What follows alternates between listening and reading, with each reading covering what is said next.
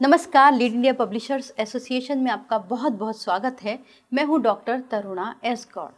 Lead India publishers association एक ऐसा channel है जो पत्रकारों को उनके अधिकारों और उनके जो राइट्स हैं, ड्यूटीज़ हैं, उनके बारे में बताता है, साथ ही साथ नए नए अपडेट भी देता है।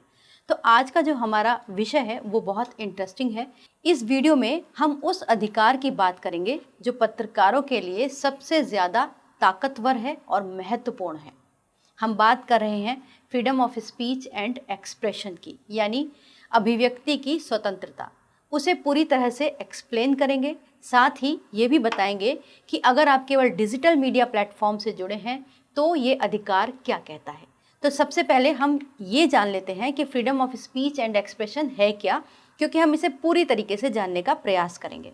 भारत के संविधान ने हर नागरिक को कुछ बुनियादी अधिकार दिए हैं, यानी फंडामेंटल राइट्स।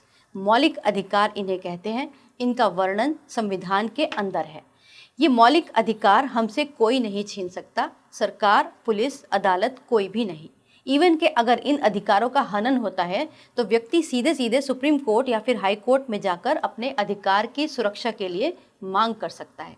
तो पहले हम जान लेते हैं ये बुनियादी अधिकार क्या है। एक पत्रकार होने के नाते भी आपको काम आएंगे और भारतीय नागरिक होने के नाते भी काम आएंगे। तो सबसे पहला जो फंडामेंटल राइट, मौलिक अधिकार है, वो है समानता का अधिकार, यानी भारत के अंदर किसी नागरिक के साथ किसी भी आधार पर भेदभाव नहीं किया जा सकता। ये संविधान के भाग 3 में आर्टिकल 14 से लेकर 18 तक के बीच में वर्णित है। दूसरा है हमारा स्वतंत्रता का अधिकार, right to freedom of speech and expression. ये आर्टिकल 19 से लेकर 22 के बीच में वर्णित किया गया है और विस्तार से बताया गया है कि भारत के नागरिकों के अभिव्यक्ति की आज़ादी किस तरीके से डिफाइन है। तीसरा है शोषण के विरुद्ध अधिकार, राइट अगेंस्ट एक्सप्लॉयटेशन, आर्टिकल 23 से 24 तक। फोर्थ है धार्मिक स्वतंत्रता का अधिकार, ये आपका है आर्टिकल 25 से लेकर 28 के बीच में। पांचवा है सांस्कृतिक और शैक्षिक अधिकार, कल्चरल एंड एजुकेशनल राइट। इसका वर्णन जो आपको मिलता है वो मिलेगा आर्टिकल 29 से लेकर 30 के बीच में। छठा है संवैधानिक उपचारों का अधिकार, ये बहुत इंपॉर्टेंट अधिकार है हमारा। इसे अंग्रेजी में कहते हैं राइट टू कॉन्स्टिट्यूशनल रेमेडीज। ये आर्टिकल 32 के अंतर्गत बताया गया है। अब अगर किसी भी फंडामेंटल राइट का आपके उल्लंघन हो तो आप इसी के अंतर्गत कोर्ट में जाकर गुहार लगा सकते हैं। यही आर्टिकल 32 है जो आपको अपने अधिकारों की रक्षा का अधिकार देता है, कॉन्स्टिट्यूशनल रेमेडी देता है। तो हमने जाना कि ये हमारे फंडामेंटल राइट्स हैं। अगर इनका उल्लंघन हो रहा है तो हम सुप्रीम कोर्ट या फिर हाई कोर्ट के अंदर मेरिट याचिका, जैसे कि हैबियस कॉर्पस, मैंडमस, क्वो वारंटो, सर्टियोरारी प्रोहिबिशन, ये सब चीज़ें हम दायर कर सकते हैं। डॉक्टर भीमराव अंबेडकर ने आर्टिकल 32 को संविधान की आत्मा कहा था। तो एक पत्रकार होने के नाते ये आपके लिए बहुत इम्पॉर्टेंट है। अब आते हैं उस अधिकार पर जिसके कारण हम पत्रकार खुद को सुरक्षित और ताकतवर महसूस करते हैं। वो कोई अलग से नहीं है, लेकिन हमारे फंडामेंटल राइट्स के अंदर ही दिया गया है, और वो है freedom of speech and expression, article 19(1)(a) के अंतर्गत। ये हमारा संविधान का दूसरा कॉन्स्टिट्यूशनल राइट है और इसी के अंदर फ्रीडम ऑफ प्रेस भी आती है। जिस वक्त हमारे फंडामेंटल राइट्स डिसाइड हो रहे थे, बन रहे थे, तब भीमराव अंबेडकर जी ने कहा था कि जो भी पत्रकार हैं या फिर एडिटर्स हैं उनको अलग से अधिकार देने की आवश्यकता नहीं है, क्योंकि जो भारत के नागरिकों को अधिकार मिले हैं वो काफ़ी हैं और वही अधिकार पत्रकारों के लिए भी बनते हैं। लेकिन जब फ्रीडम ऑफ प्रेस को फंडामेंटल राइट में आर्टिकल 19(1)(a) के तहत रखा गया तो उसमें एक थोड़ा बुनियादी अंतर भी रखा गया कि मीडिया को एक रजिस्ट्रेशन प्रोसेस भी दी गई। उस वक्त केवल प्रिंट मीडिया था, तो प्रिंट मीडिया रजिस्ट्रेशन के लिए एक्ट बनाया गया जिसका नाम रखा गया PRP एक्ट 1867। उसके बाद में इस एक्ट के अंदर अमेंडमेंट्स हुए, लेटेस्ट अमेंडमेंट हुआ, उसके बाद इस कानून का नाम बदलकर हो गया है PRP एक्ट 2023, और इसके अंतर्गत ही भारत के अंदर जितना भी प्रिंट मीडिया है उसके रजिस्ट्रेशन की प्रोसेस होती है और उसके चलाने के पूरे नियम यहाँ पर बताए गए हैं।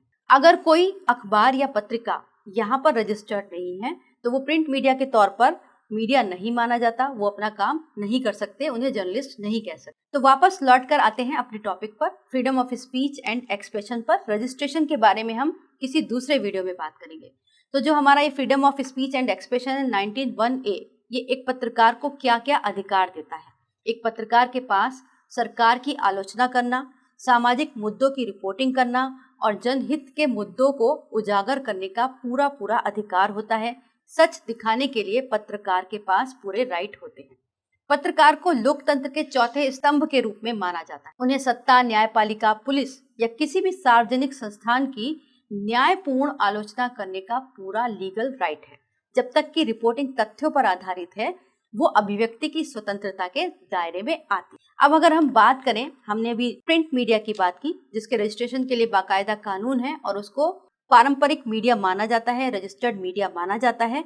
और ये वाले सारे राइट्स जो अभी हमने ऊपर बताए वो उनके लिए ही हैं। लेकिन वर्तमान में लोग तकनीक के साथ भी काम कर रहे हैं, उसमें डिजिटल मीडिया भी बहुत एक महत्वपूर्ण भूमिका निभा रहा है। आधुनिक युग की बात करें तो बहुत सारे लोग हैं जो इसी freedom of speech and expression के तहत अब पत्रकारिता भी कर रहे हैं, लेकिन उनको रजिस्टर्ड मीडिया होने का अभी मान्यता नहीं दी गई है। तो अगर वो इस माध्यम से पत्रकारिता कर रहे हैं तो एक तरीके से अपने बुनियादी अधिकार freedom of speech and expression का उपयोग कर रहे हैं। उनको जितने भी कानून बताए गए हैं उनको बहुत ध्यान से समझना होगा। साथ ही अगर वो किसी रजिस्टर्ड मीडिया के साथ जुड़कर काम करें तो उनको थोड़ा और सपोर्ट मिल जाता है। साथ ही साथ उनको किसी न किसी रेगुलेटरी जो मीडिया ऑर्गेनाइजेशंस हैं, आईटी रूल 2021 के तहत MIB ने बताया है, उसका अगर वो सदस्य बने तो उनके लिए ज़्यादा अच्छा होगा। अगर आप मीडिया टाइप करना चाहें तो आप हमारे साथ भी मीडिया टाइप करके अपना डिजिटल प्लेटफॉर्म रन कर सकते हैं। तो इस तरीके से डिजिटल मीडिया वाले जो भी लोग हैं वो अपने आप को पूरी तरीके से जर्नलिस्ट तो नहीं कह सकते, पत्रकार नहीं कह सकते, लेकिन वो अपने freedom of speech and expression का उपयोग करते हुए अपने अभिव्यक्ति कर सकते हैं, अपनी बात को कह और सुन सकते हैं। लेकिन इसके साथ वो दो काम और ज़रूर कर लें कि वो आईटी रूल के तहत अपना MIB को इन्फॉर्मेशन प्रोवाइड कर दें और MSME के अंदर एक रजिस्ट्रेशन ले लें। उन्हें गवर्नमेंट की तरफ से एक सर्टिफिकेट मिल जाएगा।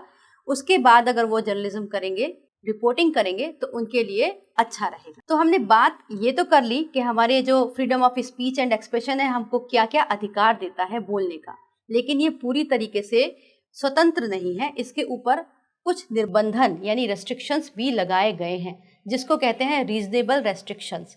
इसका बाकायदा हमारे संविधान के अंदर वर्णन किया गया है, जहां पर हमें हमारे फंडामेंटल राइट्स बताए हैं, वहीं पर यह भी बताया गया है कि कुछ परिस्थितियों में ये आज़ादी छीनी भी जा सकती है। तो अगर हम कहें कि क्या कोई भी नागरिक या कोई भी पत्रकार कुछ भी लिख सकता है, तो इसका उत्तर नहीं होगा।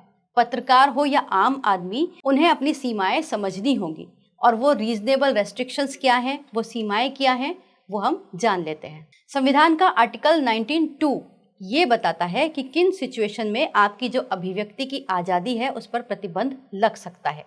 वो पहला सिचुएशन है वो है राष्ट्र या फिर राज्य की सुरक्षा से जुड़ा हुआ अगर कोई मुद्दा है तो उस वक्त आपकी ये आज़ादी प्रतिबंधित हो जाती है।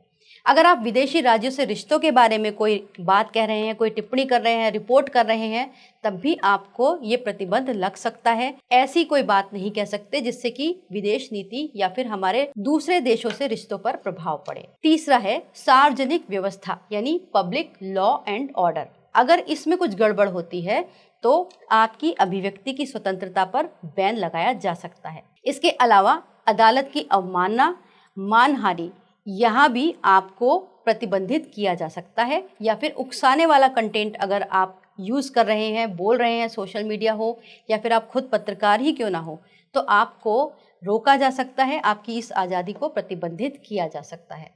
अभिव्यक्ति की स्वतंत्रता पत्रकारों को शक्ति देती है, लेकिन साथ ही साथ वो जिम्मेदारी भी सौंपती है कि वो समाज के लिए आईने की तरह काम करें, और ये आईना जितना साफ और सटीक होगा उतना ही अच्छा होगा। उम्मीद करते हैं ये वीडियो आपके लिए उपयोगी होगा। Freedom of speech and expression को आप समझ सके होंगे। अगर आप जर्नलिस्ट हैं तो समझ सके होंगे, और अगर आप डिजिटल मीडिया से हैं तो भी आपको समझ में आया होगा। अगर आपको ये वीडियो अच्छा लगे तो इसे लाइक कीजिएगा, शेयर कीजिएगा, सब्सक्राइब ज़रूर कीजिएगा। वीडियो देखने के लिए बहुत बहुत धन्यवाद।